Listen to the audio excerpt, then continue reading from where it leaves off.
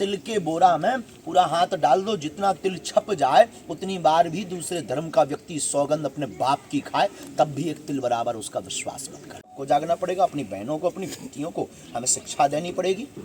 हमें सनातन की शिक्षा, महाराणा प्रताप का वो वाक्य बोलना पड़ेगा कि तेल के टीन में, कनिस्तर में हाथ डुबो दो, पूरा हाथ डूब जाए, फिर तिल का जो बोरा होता ना बहुत बड़ा, उस तिल के बोरा में पूरा हाथ डाल दो, जितना तिल छप जाए उतनी बार भी दूसरे धर्म का व्यक्ति सौगंध अपने बाप की खाए, तब भी एक तिल बराबर उसका विश्वास मत करना। महाराज ये विज्ञान का युग चल रहा है और इसी युग में तमाम चिकित्सीय शोध हो रहे हैं, तमाम बीमारियों को खोजा जा रहा है, उनके इलाज के लिए तमाम प्रयास किए जा रहे हैं।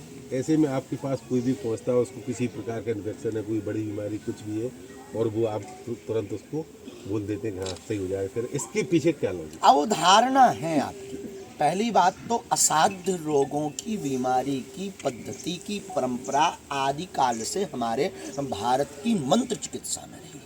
हमारे पास जो है वो है मंत्र चिकित्सा, गुरु कृपा से, बागेश्वर हनुमान जी की कृपा से। अब आप ही सोचिए, हम तो कई बार प्रसंग बताते हैं कि लक्ष्मण जी को जब मूर्छा हो गई, जब लक्ष्मण जी को शक्ति लग गई मेघनाथ के द्वारा, तो हनुमान जी महाराज, जिन हनुमान जी के नाम से हम चमत्कार करते हैं, वही हनुमान जी महाराज के हाथ फेर करके उन्हें ठीक नहीं कर सकते थे। संजीवनी बूटी लेने क्यों गए? इसलिए लेने गए कि भैया जिंदगी में दवा की भी आवश्यकता है और दुआ की भी आवश्यकता है। तब का प्रयोग है मंत्र चिकित्सा, जब दवा आपको कह दे कि हमारे हाथ में नहीं है, ये असाध्य रोग है, लाइलाज रोग है। हाँ, अगर रोग दवा चल भी रही तो कई बार मेडिसिन काम नहीं करती है, ऐसे भी कई केसेस हैं। उन लोगों के लिए बागेश्वर बालाजी का दिव्य दरबार और मंत्र चिकित्सा का दरबार है। आप आएँ, मंत्र चिकित्सा लें, बालाजी की परिक्रमा करें, तो पॉजिटिव एनर्जी वेव्स आपके अंदर प्रकट होंगी। वो पॉजिटिव जो पॉजिटिव विचार हैं वो आपके रोग को लड़ने की सामर्थ्यता बढ़ाएगी। आपका रोग डैमेज होगा, आप जीत जाएंगे और बालाजी का चमत्कार हो जाएगा। राम नाम का, सनातन का, मंत्र चिकित्सा का प्रचार होगा। साधु भाई, जिसने जितना जाना वो उतना बोलता है। महाराज जी, जैसे अभी देखा जा रहा है, धन्यवाद है, सबकी अपनी अपनी दृष्टि है, हम किसी की दृष्टि को कुछ नहीं कह सकते। हमारी ज़िंदगी में लाखों लोग आए और लाखों लोगों में से कई चले गए, कुछ ऐसे हैं कि जो कभी ज़िंदगी भर जाने वाले नहीं। जिसने जितना समझा वो उतना बोलता है। महाराज जी, ये इसी से रिलेटेड है कि आपको लेके लगातार इतनी प्रतिक्रिया पूरे देश भर में होती है और आज तक आपने किसी को अपनी तरफ से कोई प्रतिक्रिया नहीं दी, क्या वजह है इसकी? वजह हमने इब्राहिम लिंकन को एक बार पढ़ा था, तो इब्राहिम लिंकन से किसी ने पूछा कि भाई तुम्हारा विरोध बहुत हो रहा है, तुम क्या कहना चाह रहे हो? उसने बहुत प्यारा जवाब दिया था, बोले देखो श्रीमान, ये विरोध तो होता रहेगा, हाथी चले बाजार, कुत्ता भौंके हजार। और अगर मान लीजिए हाथी बाजार जाता है और कुत्ते तो भौंकेंगे ही भौंकेंगे, क्योंकि वो चाहते हैं कि हमसे बड़ा कोई ना हो। तो जब कुत्ते भौंकेंगे तो ऐसी परिस्थिति में अगर हाथी मुड़कर कुत्तों के पीछे भागने लगे तो लोग उस हाथी को पागल घोषित कर देते हैं। और अगर वही हाथी इन कुत्तों को इग्नोर करता हुआ आगे चला जाए तो वो गणेश रूप में पूजा जाता है। महाराज जी, अभी जैसे देखा जा रहा है, एक क्वेश्चन मेरा है, सारी जो पीछे मुड़ के देखा, और हम तब तक पीछे नहीं देखेंगे जब तक घर घर राम को नहीं पहुंचाने, नाम की तब तक मुड़ेंगे भी नहीं। लोग कितना भी कुछ कर लें, खूब टारगेट आए दिन डिबेट की जाती है, आए दिन मुर्दाबाद के नारे लगाए जाते हैं, खूब हमारे नाम के वो पुतला फूके जाते, और भगवान की कृपा से एक पुतला में हमारी 1 साल की आयु भी बढ़ जाए। हमें कोई बुराई नहीं है, थैंक यू, धन्यवाद, वो अपना काम कर रहे हैं। आदि काल में भी जब ऋषि मुनि यज्ञ करते थे तो लोग हड्डियां डाल देते। अब कुशल तो है कि हड्डियां नहीं डाल रहे, हमको ही चबाने की कोशिश कर रहे हैं, लेकिन उससे कोई फर्क नहीं पड़ता। फिर वही बात, हाथी चले बाजार, कुत्ता भौंके। महाराज जी, पाश्चात्य देशों में आपने भी तो अपना परचम लहरा दिया, तो वहाँ के धर्मगुरु कहीं आपके खिलाफ भी तो ऐसा नहीं हो रहा है वहाँ पे? कई बार ऐसा वहाँ के लोग, जो लोग आपस के लोग हैं, आसपास के लोग हैं, उनके संकेत आते रहते हैं। जैसे वहाँ भी आसपास के, महाराज जी आप कट्टर मत बोलिएगा, आप ऐसा मत करना। कई बार हम शपथ खिलवा देते हैं, कई बार ये कर देते हैं। वहाँ के लोगों को भयाक्रांत, जो वहाँ के धर्मगुरु हैं, वहाँ यहाँ के धर्मगुरु हैं, वो तन की कहा कह जाए। भारत के खुद के अपनों घर को भेदी लंका ढाए, अपने सनातन के खुद धर्मगुरु नहीं हमें छोड़ रहे थे। अब उन्हें कहा समझो सोचने लगा जब भारत में इतने से एक और सही आने, नो प्रॉब्लम। महाराज जी, आपका ड्रेस डिजाइनर कौन है? आपका ड्रेस डिजाइनर कौन है? हम खुद हैं।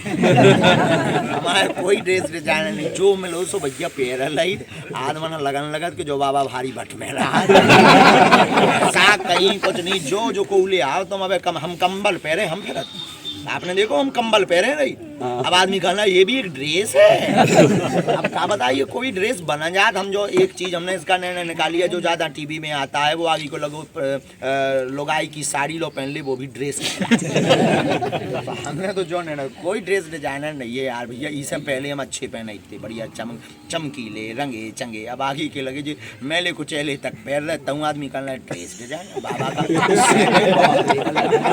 महाराज जी, ये एक धर्म ग्रंथ से रिलेटेड और एक आपके बयान के अनुसार एक प्रश्न है मेरा बालाजी को लेकर। कि आपके एक कथा में हमने सुना है कि हनुमान चालीसा का पाठ करते समय हम लोग एक टूटी बांधते हैं, शंकर शुभन केसरी नंदन। तो शुभन के स्थान पे आपने स्वयं का परिवर्तन कर ये हमारी वाणी नहीं, पूज्यपात जगतगुरु तुलसी पीठाधीश्वर पीठे हैं, उन्होंने अपने अपने संकल्प लिए, आपने जो है वनवासियों के इलाके में जाने का काम किया है। क्या बात है। तो ये कितना आगे चलेगा और इसको लेकर आप कह रहे हैं देश भर की पीठों को जोड़ने वाले हैं? ऑल लाइफ हमारा तो चलेगा, पीठ है, अगर आवे तो स्वागत है, कोई अगर आए तो स्वागत है, आओ तो वेलकम, ना आओ तो भीड़ कम। महाराज तो आए तो बहुत स्वागत है, नहीं तो हमारा तो जीवन भर चलना है कि हमारी जिंदगी में जो चढ़ोतरी आती है, जो कमाई आ रही है, जो दक्षिणा कमाई, मतलब अब आप लोग अपनी भाषा में बोल दोगे बाबा की कमाई, क्या दिक्कत है आप लोगों को, तो आपको तो सिर्फ 2 कीपैड ही प्रयोग करना है। तो हमारे पास तो जो हमारे परिवार हैं, हमारे परिकर हैं, जो हमारी सेवा कर हमारे परिवारजन हैं, हमारा परिवार मतलब पूरे वसुदेव कुटुंबकम, पूरा भारत, जहाँ जहाँ जाते हैं वहाँ हमें हम अपना परिवार मिल जाता है। तो वो जो हमें देते हैं गुरुजी, ये सेवा में लग जाए, कन्या विवाह में लग जाए, तो कुछ कन्या विवाह का बचा लेते, कुछ भागवत कथा का बचा लेते, कुछ आरती का बचा लेते, उसको इकट्ठा संजो करके फिर जब जेब गर्म हो जाती है तो जाकर के वनवासियों में खूब मौज उड़ाते हैं। नहीं, उसके पीछे का उद्देश्य जानना चाहिए। पीछे का उद्देश्य सनातन है, जब तक जिंदा है तब तक हमारी निंदा है, लेकिन निंदा से घबराना क्या है। अब जब हम चले जाएंगे तब लोगों को समझ में आएगा कि आदमी बहुत ऊंची लेवल का है।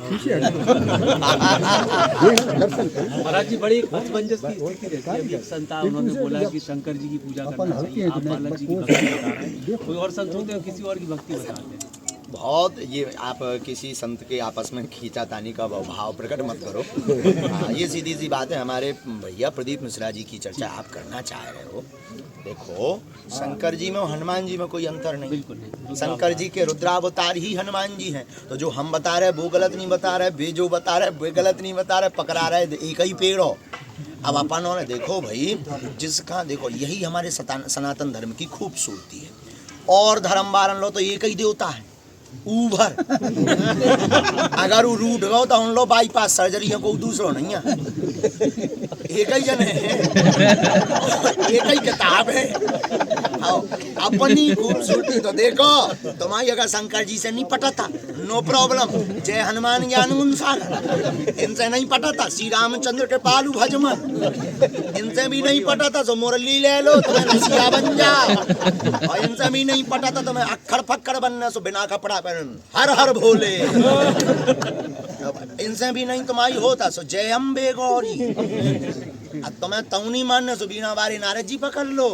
हम कहीं तुम्हें जो प्यारो लगे जिसे तुम्हारी सेटिंग बना तो हो, उनके चरण ना पकड़ो। यही तो सनातन धर्म की खूबसूरती। और ना लो, अगर उनको जौन देवता है वो रूठ जाए, उनको देवता की फोटो वोटो तो है नहीं है, ऐसा ये पर हो रहा। बिल्कुल दर्शन कर।